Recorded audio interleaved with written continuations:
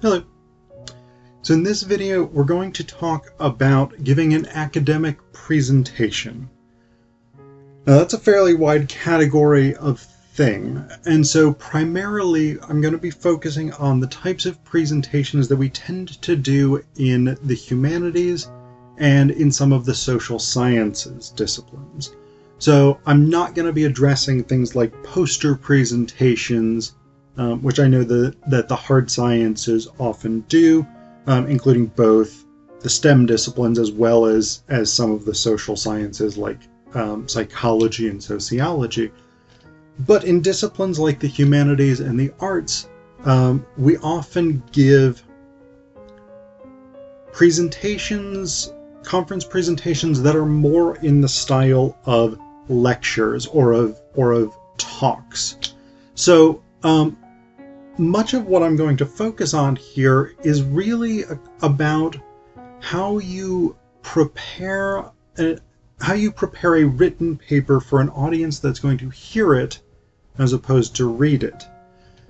I'm also gonna preface this by saying I am not a communications instructor or public speaking instructor, something like that. So while I do have some suggestions about how to present effectively, that's not really my main area of expertise, and that's not really what this video is mostly going to focus on. So I will be focusing on writing tips and a few tricks that I've found really useful for giving an academic presentation or a conference presentation. So one of the things that you want to be thinking about with an audience that's going to be hearing you as opposed to reading what you're writing is you want to repeat main points. You want to repeat main points several times. If you can, in several different ways, obviously you want to use different wording because you don't want to just sort of repeat the same idea over and over again, but you do want to repeat key ideas, because the more times that an audience hears them, the more likely they are to say, that's an important idea. I've figured that out. So that's really what you want. One thing that you may need to do in order to achieve that is to sacrifice some of the complexity of your argument. Now, I don't mean dumb your argument down, but I will come back to that because I have a useful technique that I often use that doesn't dumb the argument down but does help clarify it. Instead, what I mean is a lot of times when we write arguments, particularly when we as scholars write arguments, we'll have a number of supporting premises or a number of, in some cases, just straight out digressions. But we provide a lot more information that's useful but not crucial to the argument that's being made. And one way that you can streamline your argument to make more room for repeating key ideas for clarity is by reducing some of those digressions, reducing some of that extraneous information that's useful but not absolutely necessary to understand the argument that you're making. So that's the first key thing that you want to be aware of, is that listening audiences will be more likely to take the main point or key arguments that you're making, even apart from the main argument. They'll be more likely to remember those things if you repeat them. So that's one.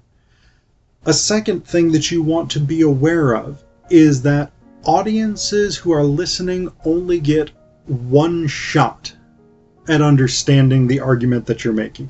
Now, this is related to the repetition point, but it also means that you want to streamline everything.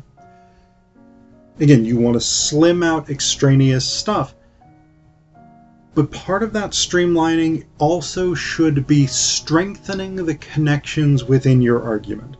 And this is actually not a bad thing to do in written versions of your argument either. This is something that's always going to make your writing clearer and more accessible. But because audiences are trying to hold things in their minds that they're listening to, giving us clearer connections, more being explicit about here's how these two ideas are linked. That's going to help your audience understand your train of thought. Because a lot of times when we read, especially when we're reading something complicated like a scholarly argument, we may have to go back and reread it to understand it, to fully grasp what the author is arguing. With a presentation, your audience doesn't have that luxury. So you want to make explicit, you want to make overt the connections between ideas. And this is part of the streamlining process, because it connects everything. So that's a really important thing. Another thing that you want to think about is how you're presenting your source material if you're using research to support your argument, which is always a good plan. Because when we write, there are a number of ways to incorporate sources. And I've done videos on this before, like my quotation, paraphrase, and summary video, or my citing, I forget what the title of the video is, but it's attributing sources in MLA format. There are different ways of doing this on the page. A parenthetical citation functions perfectly adequately on the page. But unless you want to read that parenthetical citation, which is very awkward, you want a more overt way of signaling that this is quoted material. Particularly, you want to use signal phrases for pretty much every quotation, every statistic, every argument coming from a source, every summary, every paraphrase. Include a signal phrase. So that can be as simple as saying, X author says. Wendy Brown says, quote, or whatever it is. Wendy Brown argues. Wendy Brown asks, whatever it is. It can be as simple as that. And that's usually perfectly fine for a presentation. That will signal to your audience, this is where this information is coming from. But you want to make sure that you're doing that rather than streamline, or rather than incorporating a quotation directly into your sentence, because the audience won't be able to see the quote and won't know who it comes from without that attribution. Speaking of which, how do you signal quotations when giving a presentation? Well, there's a lot of different ways. Personally, the way that I do it is just by, I have a signal phrase and then I just change the inflection of my voice, and that's meant to indicate that this is quoted material. That works okay. There's nothing inherently wrong with that. It's not necessarily the clearest approach, and I acknowledge and accept that this can be slightly confusing because it does depend on the audience to read a change in the tone of voice that I'm using. But that's just the way that feels the most natural to me. A lot of people will say quote and unquote or end quote, and that's a very overt and straightforward way of signaling quoted material versus your own work. I know one guy who has a very distinctive approach that I really quite like. He will read like the first two words of quoted material, and then he'll stop and be like, and I'm quoting here, and then go on. And he pulls it off really well. I think it's probably a tricky one, and it's not one that I would recommend doing unless you feel really confident in that approach. But you want to, in some way, signal to your audience when they are encountering quoted material. That's something that's really important so that we can make a distinction between your argument and the arguments that you're drawing from. And on the page, visually, that's much, much easier because you have quotation marks, you can do a parenthetical citation, etc., etc. When you're speaking, you lose the benefits of that. So those are important things. Other than that, to So those are for me the big things you want to think about when you're drafting your conference paper, when you're drafting your academic presentation. Repeating key ideas so that it's clear to the audience that they're important. Streamlining your text by removing extraneous things and strengthening the connections, strengthening the explanations of connections between ideas, and making sure that all of your quotations are clearly marked with signal phrases. A couple of tricks or tips. Tricks in a way. One of them is a trick. One of them is more of a suggestion. So one thing that I did, I've largely stopped doing this now, but one of the things that I did when I was first giving presentations at conferences is I would print out the paper in a size 15 font, 16 font, something like that. Printing it out in a larger size makes your life much, much easier when you're going back and forth from I'm reading off the page, I'm making eye contact with the audience. I'm reading off the page, I'm making eye contact with the audience. And eye contact is really important, and I'm going to talk more about that in just a minute.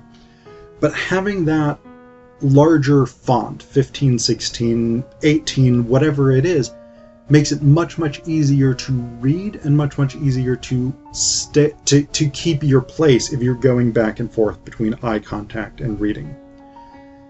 The other benefit of having a larger... So environmentally, this is bad because you're printing out more sheets, but in terms of audience psychology, it's actually quite good because you have less words on the page, and so when you flip the page, and I would always flip the top page and place it upside down on the podium next to me.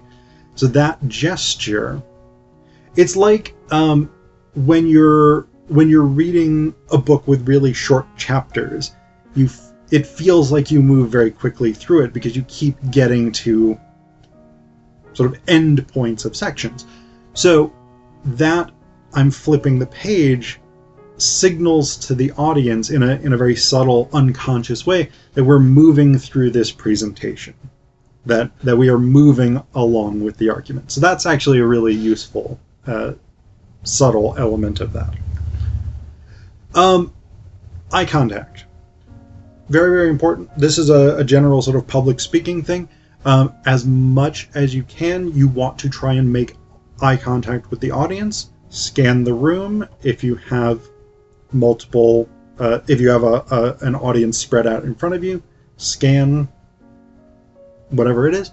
If you're uncomfortable with eye contact, look at a point about here, just slightly above. There we go. Slightly above people's heads. They will not be able to tell that you are not looking them in the eye, and you won't have to actually look them in the eye. That's one trick. But one thing that you can do to make it easier on yourself to make eye contact is to practice your presentation multiple times. I generally would suggest practicing your paper at least 3 times before the day of the presentation, and then at least once on the day of the presentation before you present. And one of the and I would practice making eye contact when you do it. So as you're reading, look up and pretend that you're scanning an audience. And one of the reasons that you want to practice, so practice is in itself a good thing because it will mean you are more familiar with the material, you are better prepared, you are less likely to make mistakes. But one of the things that I particularly find when I practice my presentation a number of times is that I will read the first part of the sentence and I then know what I remember what the end portion of the sentence looks like.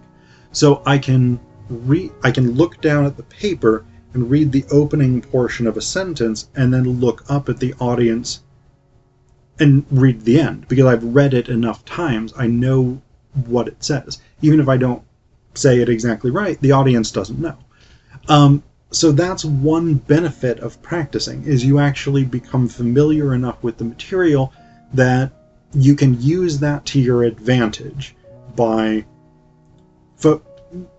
focusing particularly on remembering what the end portion of sentences say, so you can look up and make eye contact as you say it.